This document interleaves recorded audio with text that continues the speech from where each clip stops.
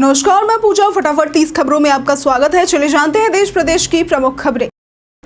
प्रधानमंत्री नरेंद्र मोदी ने हिसार एयरपोर्ट से अयोध्या के लिए पहली उड़ान को हरी झंडी दिखाई और नए टर्मिनल का शिलान्यास किया। 70 यात्रियों के साथ ये फ्लाइट सोमवार सुबह 10:15 बजे रवाना हुई। बाबा साहेब अम्बेडकर की जयंती पर पीएम मोदी ने उन्हें समर्पित योजनाओं का जिक्र करते हुए कांग्रेस पर भी निशाना साधा। हिसार से अब अयोध्या समेत 5 राज्यों के लिए उड़ानें शुरू हो चुके हैं, जिससे क्षेत्रीय विकास को बल मिलेगा। एयरपोर्ट को 7200 एकड़ में विकसित किया जा रहा है। देश के कई हिस्सों में गर्मी ने रफ्तार पकड़ ली है। दिल्ली में तापमान 31 डिग्री तक पहुंच सकता है। वहीं पश्चिमी राजस्थान में आज से लू का नया दौर शुरू हो सकता है। मौसम विभाग ने पंजाब, हरियाणा, गुजरात, पश्चिमी मध्य प्रदेश और पूर्वी राजस्थान में हीट वेव को लेकर येलो और ऑरेंज अलर्ट जारी किया है। आगामी दिनों में तापमान में और बढ़ोतरी की संभावना है। वित्त वर्ष 2025 में केंद्र सरकार को भारतीय रिजर्व बैंक से 2.5 लाख करोड़ रुपए से अधिक डिविडेंड मिलने की उम्मीद है, जो बजट अनुमान 2.2 लाख करोड़ से ज्यादा है।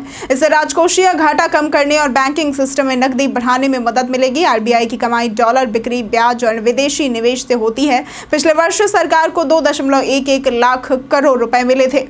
सरकार नई टोल नीति लाने जा रही है, जिसमें 3000 के वार्षिक पास से एक्सप्रेस वे और राष्ट्रीय राजमार्गों पर असीमित यात्रा संभव होगी। ये पास फास्टैग से लिंक रहेगा और अलग से लेने की जरूरत नहीं होगी। टोल शुल्क में औसतन 50% तक राहत मिलेगी। बैरियर फ्री इलेक्ट्रॉनिक टोलिंग और ऑटोमेटिक नंबर प्लेट रिकॉग्निशन जैसी तकनीकों का इस्तेमाल करेगा।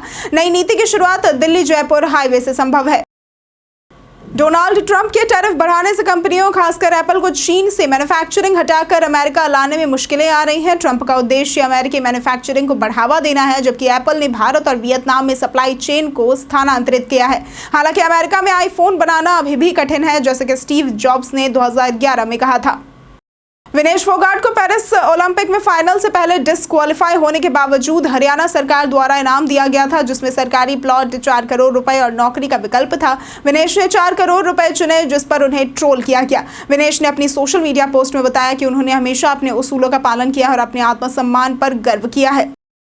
एसएससी द्वारा कांस्टेबल जीडी रिटन टेस्ट का रिजल्ट जल्द ही जारी किया जाएगा। परिणाम पीडीएफ फॉर्मेट में ssc.gov.in पर प्रकाशित होगा, जिसमें सफल उम्मीदवारों के रोल नंबर होंगे। जो उम्मीदवार कट ऑफ अंक प्राप्त करेंगे, वे पीईटी और पीएसटी के अगले चरण के लिए क्वालिफाई माने जाएंगे। पीएम किसान योजना की 20वीं किस्त जून में जारी हो सकती है, लेकिन यदि आपने ई-केवाईसी नहीं कराया है तो किस्त अटक भी सकती है। इसके अलावा बैंक खाता एक्टिव, आधार लिंक और सही भूमि विवरण होना जरूरी है। आप आसानी से घर बैठे ऑनलाइन ई-केवाईसी करवा सकते हैं।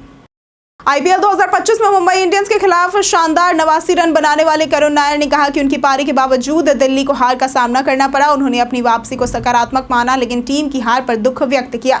वरुण ने 40 गेंदों में 12 चौके और 5 छक्कों की मदद से शानदार पारी खेली।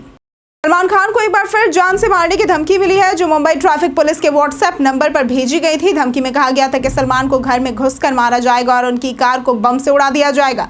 इस धमकी के बाद मुंबई पुलिस ने मामले की जांच शुरू कर दी और आरोपी की तलाश जारी है। ये पहली बार नहीं है जब सलमान को इस तरह की धमकी मिली हो। 14 अप्रैल को बाबा साहेब अम्बेडकर की 135वीं जयंती पर राष्ट्रपति द्रौपदी मुर्मू, पीएम मोदी और राहुल गांधी ने उन्हें श्रद्धांजलि अर्पित की। पीएम मोदी ने अम्बेडकर के सिद्धांतों और विचारों को आत्मनिर्भर और विकसित भारत के निर्माण के लिए प्रेरक बताया। कांग्रेस अध्यक्ष मल्लिकार्जुन खड़गे ने भी अम्बेडकर के योगदान को याद करते हुए उनके संवैधानिक मूल्यों को संरक्षित करने की प्रतिबद्धता जताई। अम्बेडकर को दलितों और वंचितों के लिए उनके संघर्ष के लिए जाना जाता है। कृषि मंत्रालय ने बताया कि 2025 में ग्रीष्मकालीन बुआई में धान, मूंग और उड़द के रकबे में वृद्धि हुई है। धान की बुआई 4.65 लाख हेक्टेयर बढ़कर 31.98 लाख हेक्टेयर हो गई है। मूंग और उड़द की बुआई क्रमशः 1.65 लाख हेक्टेयर और 0.61 लाख हेक्टेयर बढ़ी है। कृषि मंत्री शिवराज सिंह चौहान ने किसानों को खाद बीज की पर्याप्त उपलब्धता सुनिश्चित करने के निर्देश दिए हैं। इस साल अमरनाथ यात्रा 3 जुलाई से 9 अगस्त तक चलेगी। भक्तों के लिए पंजीकरण 14 अप्रैल यानी कि आज से शुरू हो चुका है। यात्रा में शामिल होने के लिए ऑनलाइन या ऑफलाइन पंजीकरण जरूरी है। इसके साथ ही स्वास्थ्य प्रमाण पत्र भी आवश्यक होगा। प्रतिदिन 15,000 श्रद्धालुओं को यात्रा की अनुमति दी जाएगी। रजिस्ट्रेशन शुल्क 220 रुपए निर्धारित किया गया है। अयोध्या में राम मंदिर की सुरक्षा के लिए 4 किलोमीटर लंबी अत्याधुनिक तकनीक से युक्त सुरक्षा दीवार का निर्माण किया जाएगा। ये दीवार यूपी की जेलों की दीवारों से भी मजबूत और ऊंची होगी, जिसमें उन्नत सेंसर लगाए जाएंगे जो किसी भी संदिग्ध गतिविधि का पता चलने पर अलर्ट भेजेंगे। ये परियोजना 18 महीनों में पूरी होगी। इसके अलावा परिसर में अन्य सुविधाओं का भी विस्तार किया जाएगा और तुलसीदास जी की भव्य मूर्ति का अनावरण भी किया जाएगा। भगोड़ा हीरा कारोबारी मेहुल चौकसी को बेल्जियम में गिरफ्तार कर लिया गया है। गिरफ्तारी सीबीआई और ईडी के अनुरोध पर हुई है। उसके वकील विजय अग्रवाल ने कहा कि ये कानूनी प्रक्रिया का हिस्सा है और भारत को प्रत्यर्पण आसान नहीं होगा। चौकसी की ओर से जल्द अपील दायर की जाएगी, जिसमें खराब स्वास्थ्य और कैंसर के इलाज को जमानत का आधार बनाया जाएगा। एजेंसियां उसे भारत लाने के लिए कानूनी प्रक्रिया में जुटी हुई है। केंद्रीय मंत्री नितिन गडकरी ने घोषणा की कि केंद्र सरकार अगले 2 वर्षों में देश भर के हाईवे विकास पर 10 लाख करोड़ रुपए खर्च करेगी। पूर्वोत्तर भारत में 784 प्रोजेक्ट्स पर 3.73 लाख करोड़ की लागत आएगी। असम में 57,696 करोड़ और बिहार में 90,000 करोड़ की परियोजनाएं चल रही हैं। सरकार का उद्देश्य है कि पूर्वोत्तर की सड़कें अमेरिकी मानकों के अनुरूप बनाई जाएं, जिससे बुनियादी ढांचे को विश्व स्तरीय बनाया जा सके। टैरिफ वॉर के बीच चीन ने जनवरी से अब तक 85,000 से भी अधिक भारतीयों को वीजा जारी किए हैं। पाकिस्तानी एक्सपर्ट कमर चिमा के अनुसार शी जिनपिंग अब भारत से रिश्ते सुधारना चाहते हैं, क्योंकि भारत एक बड़ी मार्केट है और टैरिफ से इकोनॉमी पर असर पड़ रहा है। 2024 में ब्रिक्स सम्मेलन के बाद से चीन का रुख काफी ज्यादा बदला हुआ है। अब चीन भारत से नजदीकियां बढ़ा रहा है ताकि अमेरिका के खिलाफ कोई गठबंधन न बने। इस बदलाव का असर दोनों देशों के व्यापार पर भी दिखेगा। व्हाट्सएप ने आईफोन यूजर्स के लिए एक नया फीचर जारी किया है, जिससे अब कॉल करने पर नंबर डायल करने के बाद सीधा व्हाट्सएप कॉल लगेगी। सिम का उपयोग नहीं होगा। इस फीचर को इस्तेमाल करने के लिए यूजर को व्हाट्सएप को डिफॉल्ट कॉलिंग ऐप सेट करना होगा। यह सुविधा फिलहाल सिर्फ iOS डिवाइस पर उपलब्ध है और आने वाले समय में अन्य फोन्स पर भी उपलब्ध हो सकती है। यूजर्स को व्हाट्सएप का लेटेस्ट वर्जन अपडेट कर सेटिंग में जाकर बदलाव करना होगा। आईपीएल 2025 में दिल्ली कैपिटल्स की विजय रथ को रोकने में कर्ण शर्मा की शानदार गेंदबाजी ने अहम भूमिका निभाई। उन्होंने केएल राहुल, ट्रिस्टन स्टब्स और पोरेल के विकेट चटकाए और प्लेयर ऑफ द मैच भी बने। कर्ण ने बताया कि करुण नायर का आउट होना टर्निंग पॉइंट था, जिससे दिल्ली का मोमेंटम टूट गया। मुंबई ने 205 रन बनाकर 12 रनों से जीत दर्ज की। बीएसएनएल ने 397 रुपए में 150 दिनों की वैलिडिटी वाला नया प्रीपेड प्लान लॉन्च किया है, जिसमें 30 दिनों तक unlimited calling, 2 GB daily data और 100 SMS शामिल है। ये प्लान खास तौर पर कम खर्च में लंबी वैलिडिटी चाहने वाले यूजर्स के लिए है। बीएसएनएल के इस कदम से जियो और एयरटेल को कड़ी टक्कर मिल सकती है। ईपीएफओ ने यूएएन जनरेट और एक्टिवेट करने के लिए फेस ऑथेंटिकेशन आधारित नई सुविधा शुरू की है, जिससे प्रक्रिया सरल और कागज रहित हो गई है। अब उमंग ऐप और आधार फेस आरडी ऐप के जरिए आधार से चेहरा मिलाकर यूएएन आसानी से एक्टिवेट किया जा सकता है। इससे ओटीपी या जानकारी की गलतियों की समस्या दूर होगी और सुरक्षा भी बढ़ेगी। स्टेट बैंक ऑफ इंडिया यानी कि एसबीआई ने फिक्स्ड डिपॉजिट पर ब्याज दरों में कटौती की है, जिससे ग्राहकों को अब कम रिटर्न मिलेगा। ये नई दरें 15 अप्रैल 2025 से लागू होंगी और 3 करोड़ रुपए से कम की एफडी पर प्रभावी होंगी। बैंक ने अपनी वेबसाइट पर नई और पुरानी दोनों दरें जारी की हैं, ताकि ग्राहक तुलना कर सके।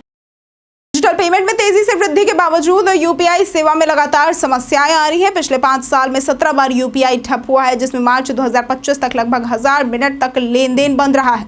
मार्च 2024 में यूपीआई सर्विस 207 मिनट तक ठप रहा। एनपीसीआई ने तकनीकी समस्याओं को कारण बताते हुए माफी मांगी। वहीं अब यूपीआई पर शुल्क लगाने की मांग भी उठ रही है।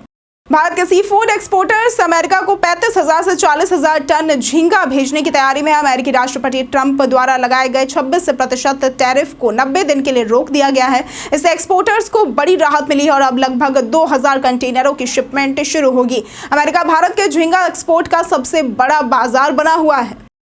भारतीय नौसेना ने अफ्रीकी देशों के साथ पहला संयुक्त नौसैनिक अभ्यास AIKEYME-25 तंजानिया में शुरू किया है। इसमें 9 अफ्रीकी देशों की भागीदारी है। यह अभ्यास भारत अफ्रीका समुद्री साझेदारी को मजबूत करने और हिंद महासागर क्षेत्र में चीन के बढ़ते प्रभाव का संतुलन बनाने की दिशा में महत्वपूर्ण कदम है। अभ्यास से समुद्री सुरक्षा, नवाचार और रणनीतिक सहयोग को बल मिलेगा। कांग्रेस सांसद प्रियंका गांधी के पति और व्यवसायी रॉबर्ट वाड्रा ने राजनीति में कदम रखने की अपनी इच्छा जाहिर की है। उन्होंने कहा कि यदि कांग्रेस पार्टी अनुमति देगी तो वे राजनीति में जरूर एंट्री लेंगे। एएनआई से बातचीत में वाड्रा ने बताया कि वर्षों से उनका नाम चुनावी राजनीति में इस्तेमाल होता रहा है, लेकिन अब वो पार्टी की सहमति से सक्रिय राजनीति में आने को तैयार है। अगर आप कम बजट में स्मार्ट एलईडी टीवी खरीदना चाहते हैं तो अमेजॉन और फ्लिपकार्ट पर 10,000 रुपए से कम कीमत में कई बेहतरीन ऑप्शंस मौजूद हैं। VW, Acer, Kotak, TCL, Realme, Infinix, Foxsky, iFFalcon और थॉमसन जैसे ब्रांड्स के TV HD ready display, Dolby sound, smart features और दमदार ऑडियो के साथ उपलब्ध है। कीमतें सिर्फ 5,000 रुपए से शुरू हो रही हैं। सऊदी अरब ने हज 2025 को लेकर कड़े दिशा निर्देश जारी किए हैं। उम्राह की अंतिम तिथि 13 अप्रैल तक की है और 29 अप्रैल के बाद बिना हज परमिट मक्का में प्रवेश प्रतिबंधित है। 12 साल से कम उम्र के बच्चों को हज वीजा नहीं मिलेगा, जिससे भारत के 291 बच्चों के आवेदन रद्द हो गए। सभी यात्रियों को दस्तावेजों के साथ यात्रा करने की सख्त हिदायत दी गई है।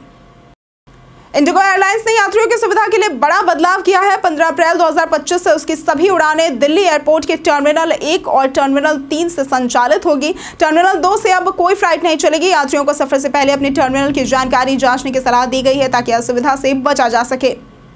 अमेरिका के टैरिफ फैसले से वैश्विक बाजारों में हलचल है, जिससे सेंसेक्स निफ्टी में गिरावट आई है। हालांकि भारत को आरबीआई की नीति और घरेलू मांग से राहत की उम्मीद है। क्रिसल ने वित्त वर्ष 2026 में जीडीपी ग्रोथ 6.5 रहने का अनुमान जताया है। ब्याज दरों में कटौती, आयकर राहत और महंगाई में कमी से खपत को बल मिल सकता है, पर अमेरिकी टैरिफ जोखिम बने हुए हैं। आज के लिए सिर्फ इतना ही। जिन लोगों ने हमें कमेंट किया था उनके नाम हैं बाबूलाल, नौशाद रजा, संजीव कुमार, प्रियंका मिश्रा, कृष रवि मोहन, मनोज कुमार और गायत्री कुमारी। इसके साथ बढ़ते हैं आज के सवाल की ओर। आज का सवाल है, आप किस कंपनी का सिम कार्ड इस्तेमाल करते हैं? आप अपना जवाब हमें हमारे कमेंट सेक्शन में लिखकर जरूर बताएं। आज के लिए सिर्फ इतना ही। वीडियो में साथ बने रहने के लिए धन्यवाद।